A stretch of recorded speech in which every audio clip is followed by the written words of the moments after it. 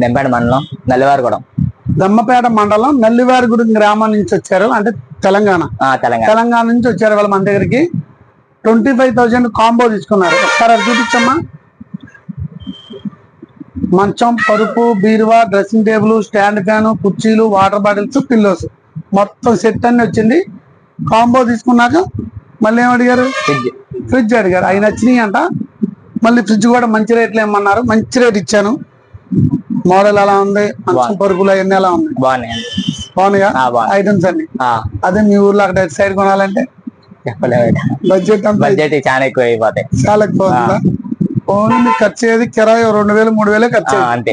మిగతా డబ్బులు మిగిలినట్టు 10,000 సేవ్ అయినట్టు. మరి హ్యాపీనా? మరి హ్యాపీ.